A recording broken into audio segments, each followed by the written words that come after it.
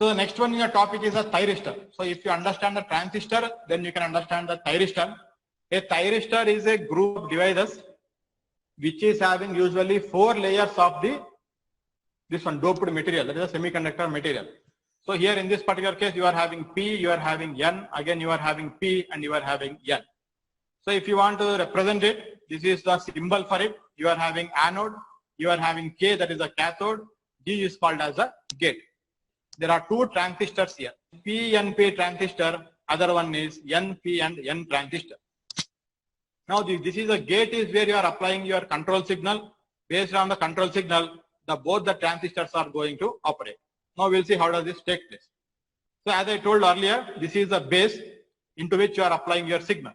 So when you are applying the signal over here, this transistor, this is the transistor, this is the anode, and this is the cathode. So now you can see this is P, this is N.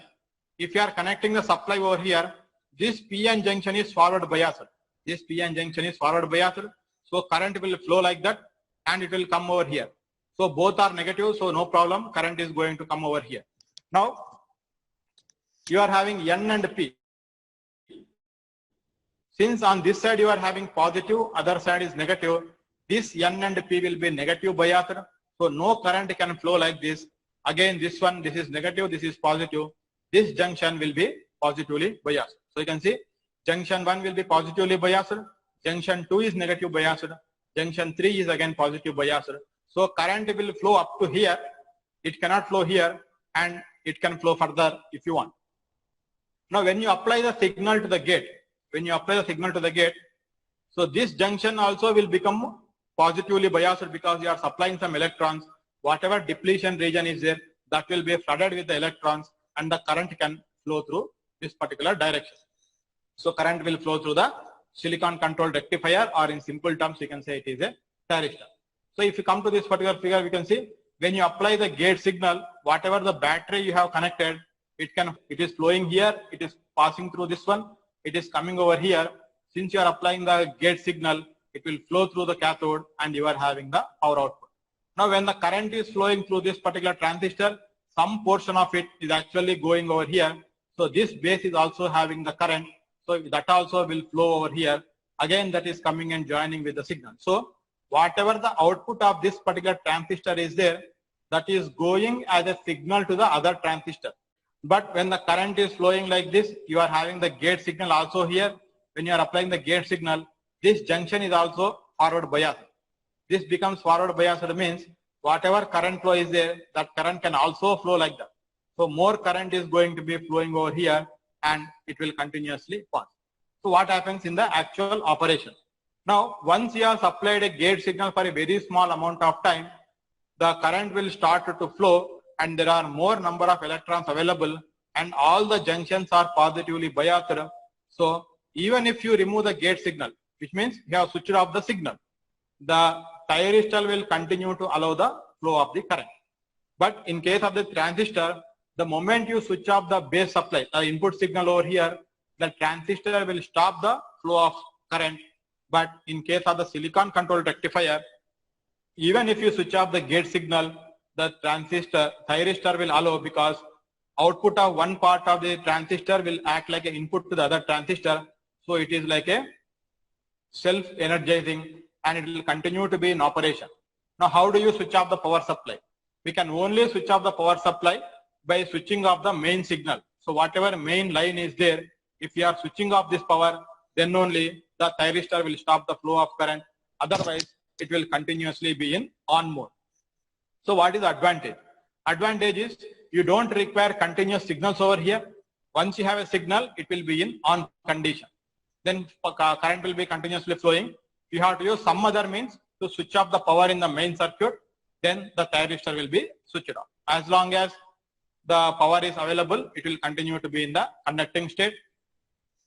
So even you have to apply the negative bias, very large amount of negative bias, so that the depletion, this particular junction will be in the negative mode. Only then you are able to switch off the thyristor. Otherwise, it will be in the switched on condition. So this is how the thyristor will be operating. So initially, if you are applying the voltage, there will be very less amount of current over there. So unless you are applying the gate current, there will not be any very small amount of leakage current. That is called as the leakage current that will be flowing. So that is this one. Once the moment you apply the forward bias, once you are applying the forward bias, the moment forward conduction takes place because of the gate, it is applying more electrons and making all the junctions positive. You are having the increased current. Now in the reverse bias, if you are making it the reversed bias, then there is no question of having any flow because many junctions will be in the negative bias and only one junction will be in the positive bias. So there will not be any current flow through the thyristor. So in only one half, that is the forward direction, you will be having the current that is flowing through the thyristor. So there are three operating regions. One is called as a forward blocking. Other one is a forward conduction. The next one is the reverse blocking. So there is no reverse conduction, reverse blocking. So now you can say forward blocking, you are having this P is connected to P, this N is connected to N, and you are not supplying any gate over here. You are not giving any power to the gate. So there will not be any current flowing. Very, very small amount of current may flow because of some defects in the crystal lattice. Some electrons may skip through and the circuit is closed. So you are having a very small current. Now in the reverse blocking means the positive end of the thyristor you are connecting it to N, negative you are connecting it to the positive. You are not giving any gate supply, then these junctions will be, some of the junctions will be negatively biased. Again, no current is going to flow through it. So you will not be having, unless you have increased the voltage to a very, very large level, there will not be any breakdowns of these particular junctions. So no voltage current is going to flow through. If you are applying the very maximum amount of voltage, then the current will be reaching a peak value because there will not be any resistance. The thyristor is completely burnt out. You may have to replace it. Now this is a forward conducting zone. You are applying the gate voltage to it. You are applying P, you are connecting it to P. This N, you are connecting it to N, so that the junction, this junction will be positively biased. So the current can flow through this particular thyristor, and as you are increasing the signal, you are having the increasing current. So when you are supplying the gate signal, only then the thyristor will be allowing the current through it. Otherwise, it will not be allowing any current. The important thing to remember is, even after it has started to give the supply, even if you switch off the gate signal, it will continue to allow the current flow through it. This is the thyristor and its functioning. This is how the doping is taking place. You are having positively doped, you are having negatively doped. Then again you are having positively doped and negatively doped. You are having the three terminals over there. P plus means whatever positive dope is here, this region is more positively doped than this one. Which means, for example, if there are 100 doping elements in this region, then there are 200 doping elements over here. Same is the case with N minus and N plus. This is negatively and this is more negatively biased than this particular one. Here there are 100 negatively doping elements and here maybe there are 200 negatively doping elements. So like that, by increasing the amount of doping in the different regions, we are able to build a thyristor on a single region. This is the circuit in which you can use a thyristor. You are having the anode, you are having the cathode, and you are having the gate. So once you are switching with this one closed, this S1 switch is closed, the current will come into the gate and it will energize the thyristor. The current will continue to flow. Now after you have energized the gate, even if you are removing the S1 switch open, if you are making it open, because the power supply is available, current will continuously flow through this particular load. That is how this is going to operate. So how do you switch off this particular thyristor? So you can switch off this particular thyristor by switching on this S2 switch. So what happens when you are switching the S2 switch? Now even though you are supplying the power here, when you are switching off the S2 switch, the current will come up to here. It will not prefer to flow through the thyristor. It will prefer to flow through this particular switch because it is having less amount of resistance and it will simply go back into the battery. So this outside loop is going to be closed because it is having less resistance. So no current is flowing through the thyristor for a small period of time. So because of which the thyristor will be deactivated, and unless you are switching the on here, unless you are giving the gate power over here, the thyristor will not be switched back. So this is on and this is switching off the load. So if you are switching it off, once the thyristor is switched off, you can remove this. The thyristor is blocked no current will flow through the thyristor, and the load is also going to be switched off. So this on is for giving the gate supply. This off is ensuring that the thyristor is getting switched off. That is how the on and off are going to function to energize and de-energize the thyristor, and you can operate a load. A triac is a 3-terminal device. Here it can be simply visualized as 2 thyristors connected in opposite directions. That is the simple visualization of a triac. So as discussed earlier, a thyristor can conduct only when it is forward biased, which means the end terminal is connected to the same type of power supply. In a triac, again we are having 3 terminals. You are having terminal A1, terminal A2, and you are having the gate. Now, it can be visualized as 2 thyristors connected in opposite directions as shown. So the 2 thyristors will be in parallel. That is how we can visualize a triac in a simplest form. So what is the advantage? So advantage is whenever you are supplying the alternating current, so because of the construction, when one of the set of thyristor is in forward conducting mode, the other one will be in the reverse blocking mode. And since the construction is such that the 2 thyristors are connected parallel, there will be continuous flow of current through the 2 terminals, that is MT1 or MT2 or simply A1 and A2 when a gate is given a signal.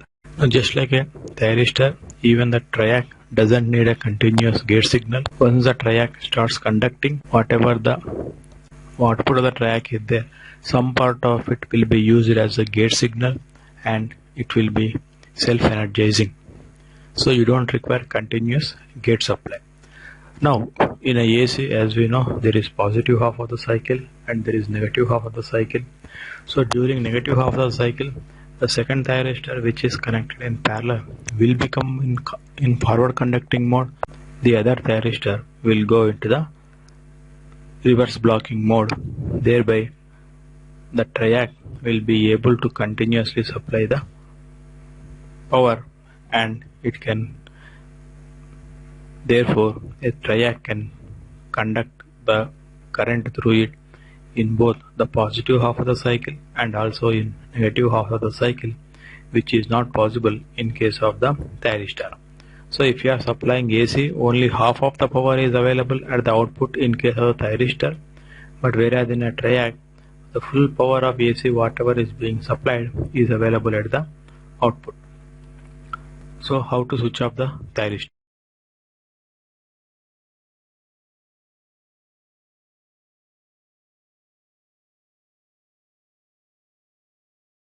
The thyristor can be switched off by switching off the main power supply.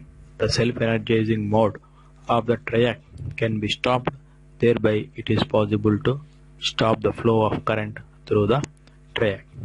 So this thyristor and triacs are mainly used in power regulation in case of the AC circuits. A triac is much more useful in case of the AC because it can conduct in both positive half of the cycle and negative half of the cycle. So the figure shows the different doping arrangements made on a single chip and the 3 terminals which are to be connected to get the required output through the triac. So by supplying a signal to energize the triac, it will be in continuously on condition, and you have to switch off the main power in order to switch off the triac. So the figure shows the voltage and current characteristics of a triac. So here mode 1 means the positive half cycle of AC, and mode 3 is negative half cycle of the AC. Then 1 plus and 1 minus means in 1 plus the gate is positively biased, in 1 minus the gate is negatively biased. Again 3 plus means the gate will be positively biased. and C minus means the gate will be having a reverse polarity. Because a triac is considered as two thyristors in parallel, so in whatever combinations of polarity provided at the gate and also the main supply line, a triac will continuously be able to be in conducting state, thereby supplying the power through it. The only way to switch off the power to the triac is to disconnect or to break the main supply line so that the self-energizing mode of the triac is cancelled and the triac will stop supplying the current through it. Again, to restart the power supply, we have to give a gate signal. Then again, as long as the main supply line is on, the triac will be able to allow the current to pass through it.